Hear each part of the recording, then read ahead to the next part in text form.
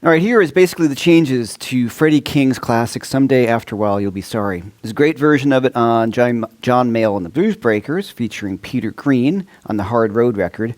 It's a classic, Clapton. Everybody plays it. You got to know this one. And it's an 8-bar blues, and it starts off usually with the turnaround, which is going to be 16251.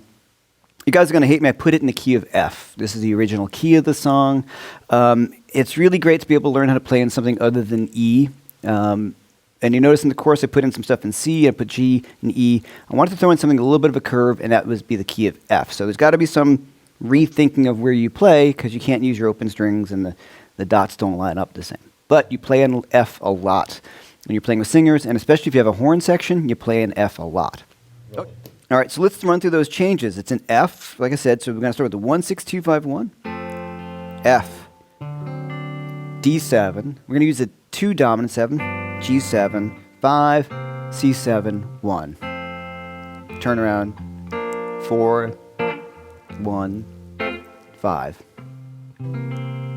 Okay, now on our 5 chord, we can also play an augmented, which I really love doing that. So I can use C augmented, and all this augmented chord is it's a C major chord, but you're just sliding up the 5th of the chord, which should be G 1/2 step. So it's root 3, sharp 5. It just sounds so great in the blues. Okay, so because that was the intro, 16251, how we always start the song off. So let's go through the actual body of the song. 8-bar blues. So it's F to F7. We've encountered this before, earlier, right? 4, which is going to be B flat, but now we go to B diminished.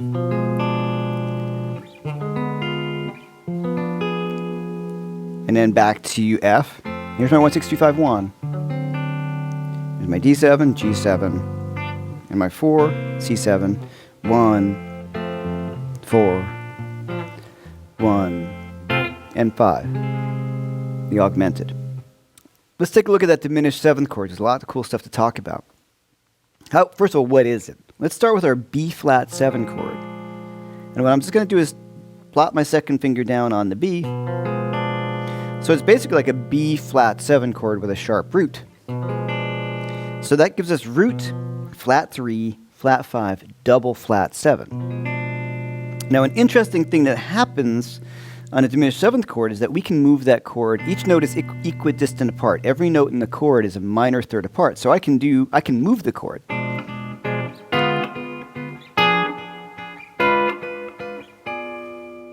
Right?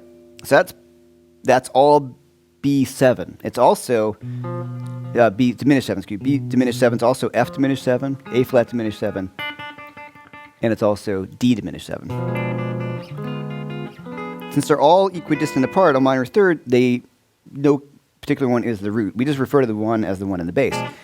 So that gives us a cool thing to do on the rhythm part, where I can slide that chord up in minor thirds. So 4, sharp 4, back to the 1, 6, 2, 5, 1, 4, 1, 5 augmented. Okay, now let's talk about the solo.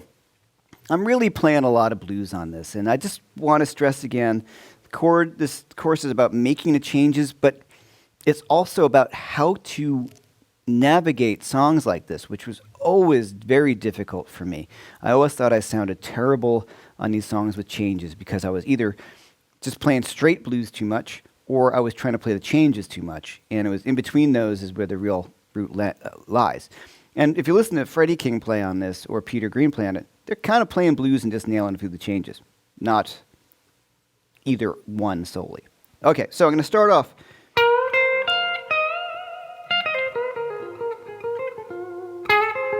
Right then, those kind of licks, you've got the tab and sound slice. Those are classic kind of blues licks, and I would love for you to, instead of me playing this note for note for you, just look at the tab, loop me playing it, you can slow it down. Because these licks to me are general phrases, and music is a language, so they're just kind of things like saying, oh, are you going to go to the store, or do we need milk, or something like that.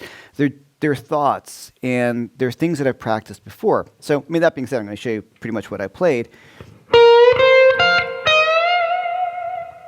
Right? That first lick. Now that, it's about the phrasing. It's just a blues lick, so I'm going to play F minor pentatonic. But it's the nuance of the bend, so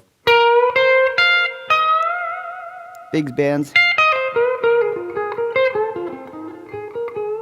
That kind of stuff. Now, I've talked about it in every chorus. It's about tweaking that flat third.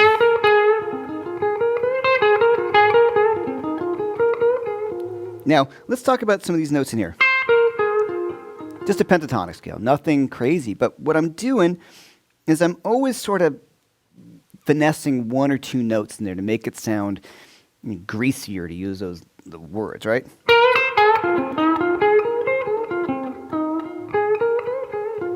So watch what I'm doing here. I'm going to play this.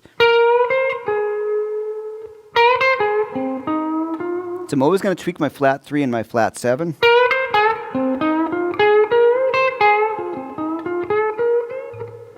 And I'm also tweaking my 4th. So you gotta just mess with it, like.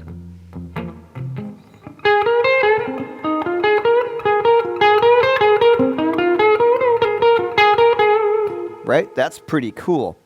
So getting used to that. And then at the end of that phrase, this lick, and I picked that up, I think it's pretty much what Peter Green plays. I like that because I'm going straight down to dirty blues stuff. F minor pentatonic.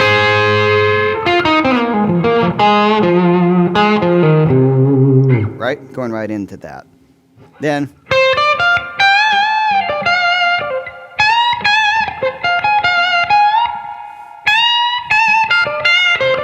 Okay, now, I'm mixing major and minor pentatonic is the way I kind of look at it.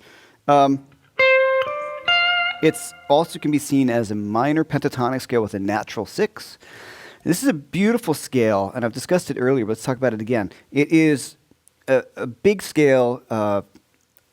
B.B. King, Peter Green, I'm such a big fan of his guitar playing, and who's certainly highly influenced by by B.B. King and Clapton, for sure. And Billy Gibbons uses it, like I said, the more modern guys, Matt Schofield, and it's a big sound, Robin Ford. So what I'm just doing, F minor pentatonic, but I'm going to replace the flat 7, which is E flat, with the 6 of the scale, which is D. And I'm going to add in also this G on top. So my notes would be, and what's really awesome about this is it sounds good on my 1 chord. And on my 4 chord, it's perfect because I'm outlining the 4 chord with it.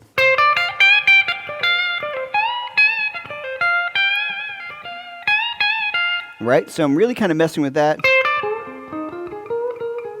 That same kind of position we talked about earlier. Let me play that a little better. I'm human. Right? Kind of messing around with that. I know I'm being a little general because you want to think about these things that way. These licks are things that I've kind of learned from other people, and they've just morphed into my own thing. And like I said, you've got the tab. Listen to what I played, but go figure out some Freddie King and the original guys, because that's where I got it from. I think it's very important you go back to the source. Okay, so now the big chord that is really the crux of what we're doing right here. When we do this F, right, then we go to our 4 chord, the B flat, and I'm doing. Then I go to the B diminished 7, so it's an awesome fingering. Okay, so I just played a B diminished 7th arpeggio. Now I remember I said any of these notes can be the root, so it could be an F diminished 7th arpeggio and G sharp, any of these notes. But here's the fingering.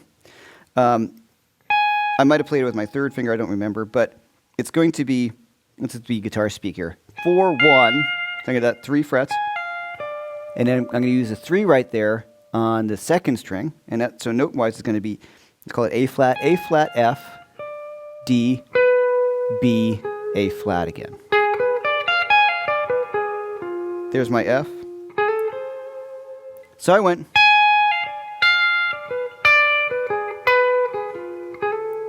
Hear that resolution back? So that lick on my 4 chord, 4 diminished, sharp 4 diminished.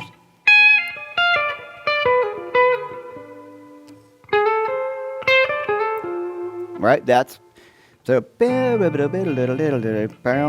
I resolve it by hitting my flat 3, which is in this diminished. Right? What the sharp 4 diminished 7 chord does, it just gives you more tension to pull you back to the 1 chord.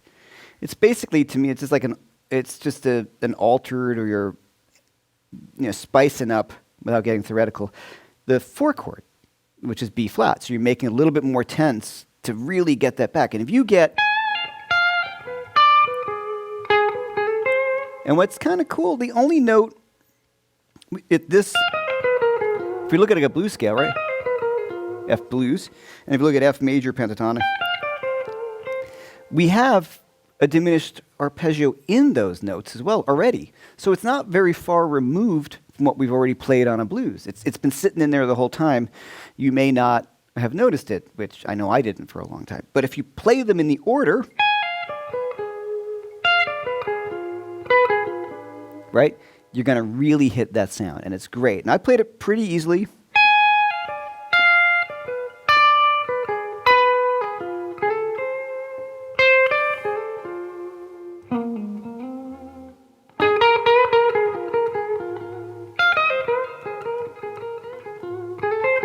So I really kind of blew over the 1, 6, 2, 5 after that. So to me, this song is about making some of those changes, but it's really about that sharp 4 diminished 7th chord. Let's talk about that diminished 7th arpeggio, because, like I said, it's kind of the crux. What's great, remember we moved the chord? We can move the arpeggio.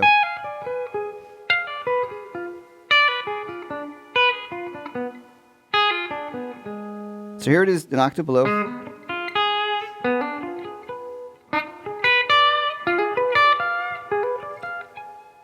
Right? So this same shape, we get this moving arpeggio.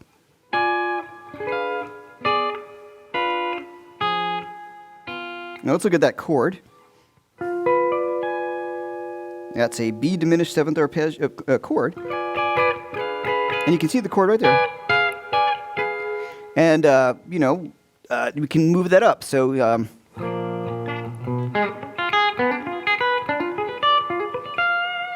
right? That's really cool. And you hear that a lot in classical music, and you hear it in metal, like Yngwie Malmsteen doing that kind of stuff. So what's really cool about that chord is it's pulling us, it really wants to just resolve back to that F7. Now, one cool thing about this, too, that diminished 7th arpeggio, you can use it even if the band is not playing the sharp 4 diminished 7th chord. So what you would do is you'd superimpose that over the top. So what I'm saying is, if I'm doing, then I'm just going, I can just put it on there. So try it on a different track, but so like my 4 chord.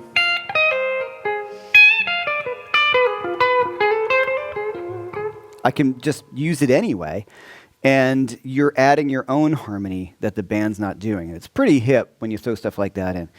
BB does it all the time. Now, the trick on this, like any of these things, is just to work that out. You then find that resolution elsewhere, like where else is going to be on the neck. Each of these notes, that'll work. Now, what's my main chord? Is F, right? Well, there's my resolution right there. Now, that doesn't really work, so I could do maybe... Now, it really resolves great to the 3rd because of that flat 3rd pulling up, and that's what the blues would do. So there's kind of like... And a diminished 7th chord will do that for you as well. So you're going to find as you go through some of these inversions of the diminished 7th arpeggio, they don't all work exactly the same way as this one does. The fingering is the same. But this is, if I do that drop down, right? So I'm going to go down here. That doesn't work. So it doesn't what I'm saying is, since you were talking about notes, the resolution of the note has to be the right one. The fingering, although the fingering of the arpeggio remains the same, you can't just plug in that same lick you played right here with a different diminished seventh arpeggio inversion in a different spot on the neck. The reason why I bring this up is because I tried to do that when I was younger. I'm like, oh, this isn't working, because I wasn't thinking about where I was trying to end it. So once again, beautiful, right? Then there's the note I want to resolve to right there, right? So if I'm going to go down here, so it goes down. Now where's my, I might go there, right? And if I'm going to bring it down, so there's that fingering again. There's my root, or I might just slide up to, right? I might just find that note wherever I can. That was the wrong note, but see, I messed it up. But you want to find that resolution because it's not going to be where you think it might be. All right. So listen to Peter Green play on this. Listen to B.B. King play on this. Listen to Freddie King play on this. Listen to every version you can. And what you'll start to find is the way I played it is very often the way guys will approach this tune. It's kind of, if you wanted the sound in that stylistic genre, this is the way you would approach it.